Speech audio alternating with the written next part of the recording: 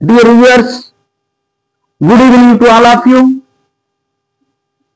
Today I would like to deal with an important area, that is antecedent relative pronoun verb agreement. Very important in every aspect. So far we have learnt pronouns, types of pronouns, so many things you have learned. Here, now we are emphasizing antecedent relative pronoun verb. Verb చాలా important. అసలు verb అంటే ఇది ముఖ్యమైన పదం అని Latin భాషలో.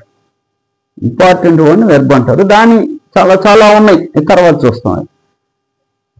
దీన్ని ఇక్కడ లింక్ చేసి మాట్లాడుతున్నాను. RP relative pronoun should agree, should agree with the number and person of its antecedent. చూసారా, మనం రిలేటివ్ ప్రొనౌన్ అనేది చూసాం ఇంత ముందు చాప్టర్ వీడియోస్ లో. రిలేటివ్ ప్రొనౌన్ చూసాం కదా. ఆ రిలేటివ్ ప్రొనౌన్ దేనితో సంబంధం ఉంటుంది? యాంటిసిడెంట్. యాంటిసిడెంట్ అంటే ఏంటి? తెలుగులో పూర్వపదము అని, అంటే ముందు ఉండేది. Noun are pronoun going before అని యాంటిసిడెంట్. దాన్ని బట్టే రిలేటివ్ ప్రొనౌన్ వాడాలి. ఇక్కడ చదవాలి, చాలా ప్రధానమైన పాయింట్ ఇది.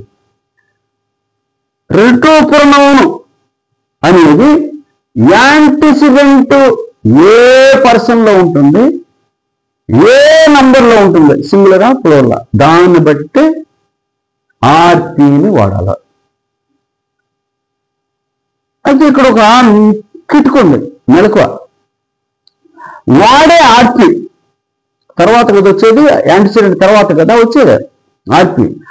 ఆర్పి రోల్ ఏదో చూడాలి. ఆర్పి తర్వాత వచ్చే వెర్బ్కి ఆర్పి కనుక సబ్జెక్ట్ అయితే యాంటిసిడెంట్ బట్టి పద్ది.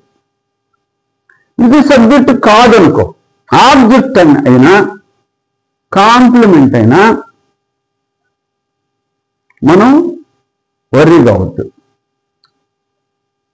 ఇంకో మాట చెప్పాలంటే ఇంకా క్లారిటీగా, ఇది ఈ ఆర్పి కనుక వెర్బ్కి సబ్జెక్ట్ కనుక అయినట్లయితే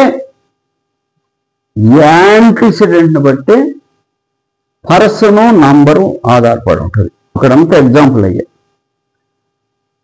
ఒకవేళ ఈ ఆర్పి వెర్బ్ కనుక తర్వాత వచ్చే వెర్బ్ కనుక ఆబ్జెక్ట్ అయినట్లయితే, లేక ప్రిపోజిషన్కి ఆబ్జెక్ట్ అయినట్లయితే, మనము దాని నంబర్తో మనకి సంబంధం లేదు.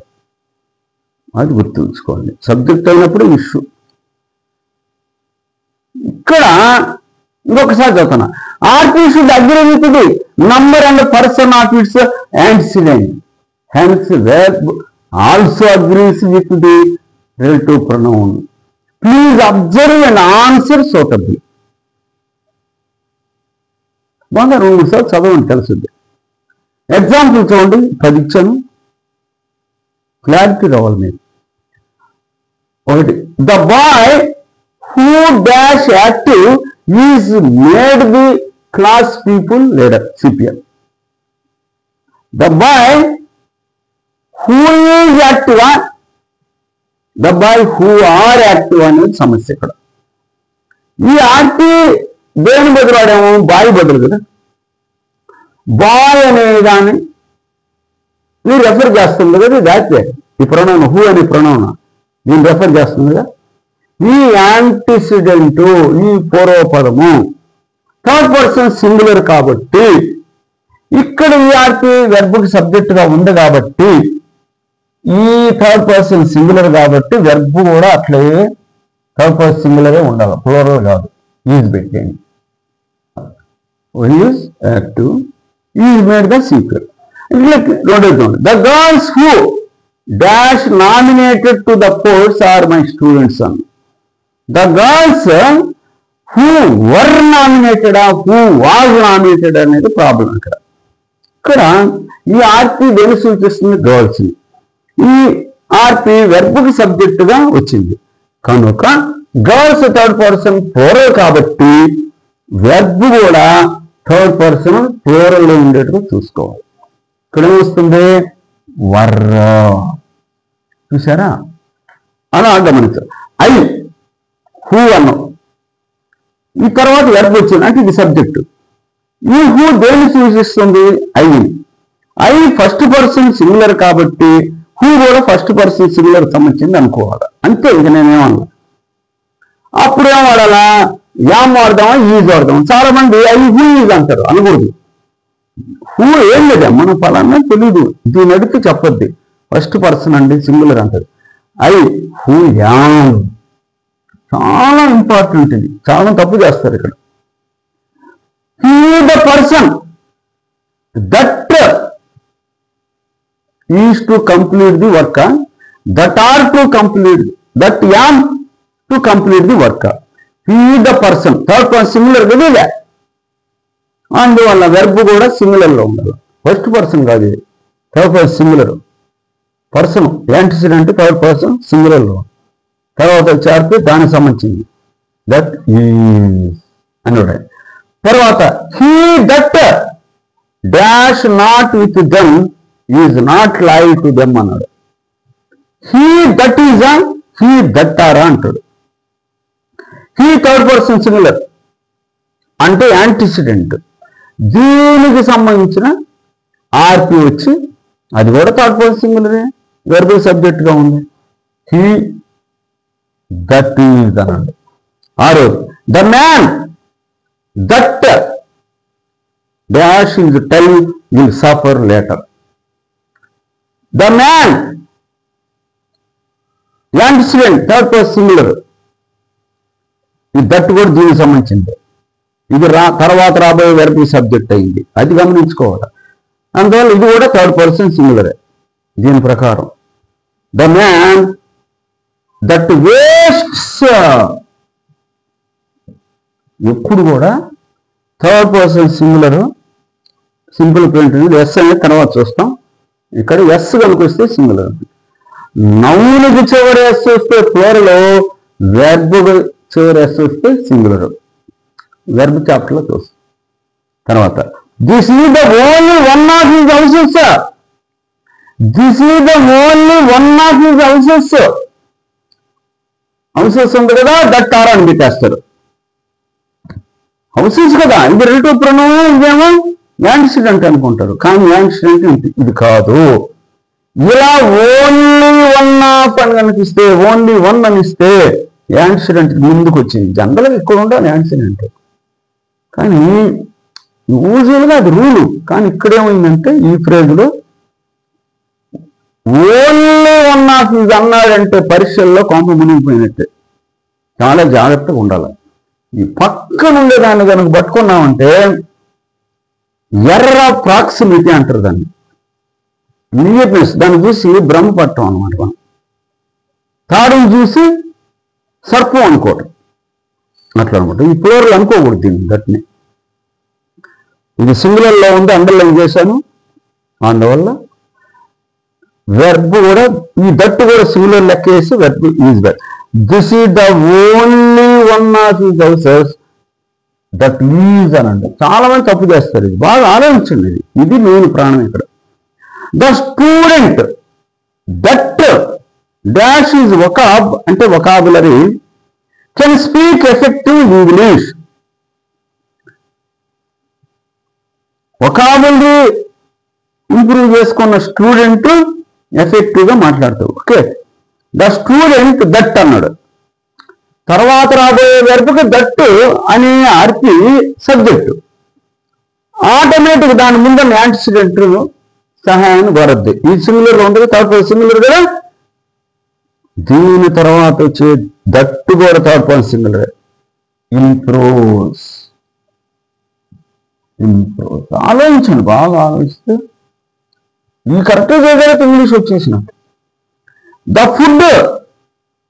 ఫుడ్ విచ్ అన్న ఇది యాంటిసిడెంట్, తర్వాత ఆపి the food which is home made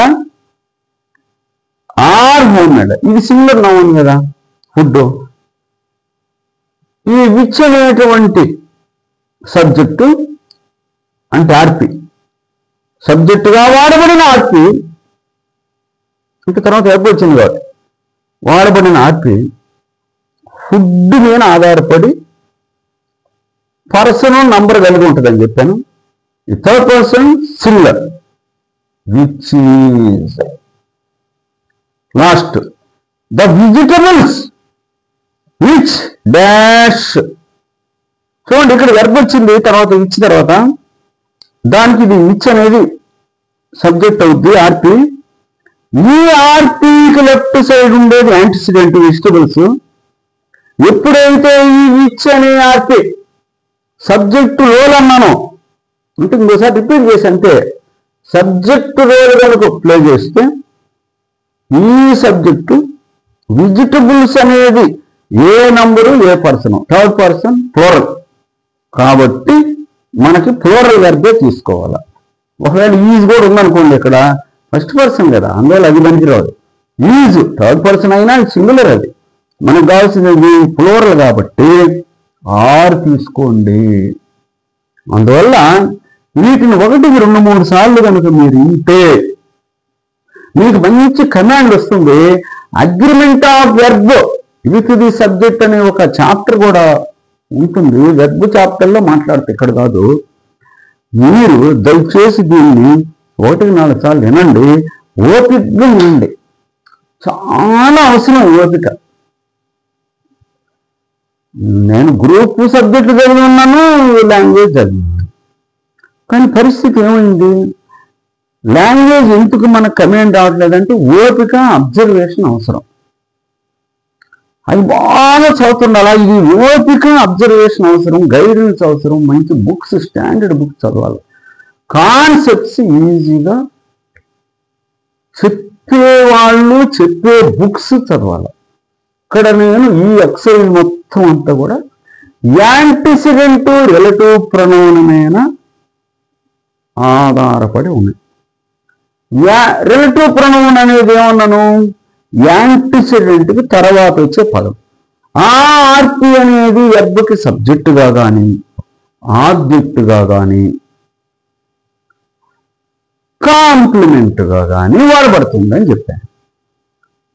ఇక్కడ ఎప్పుడైతే ఈ ఆర్పి ఒక తర్వాత రాబోయే వెర్బ్కి సబ్జెక్టుగా ఉంటుందో అప్పుడు ఈ ఆర్పి కోరే వెర్బ్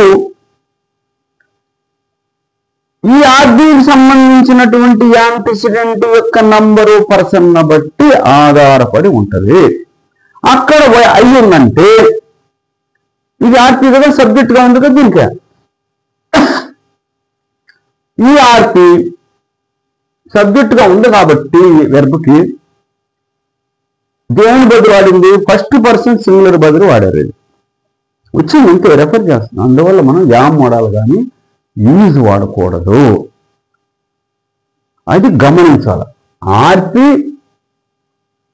ఏ యాంటిసిడెంట్ రెఫర్ చేస్తుందో దాని ప్రకారం పోద్ది. ఇప్పుడు ఆర్పిని మనం సబ్జెక్టుగా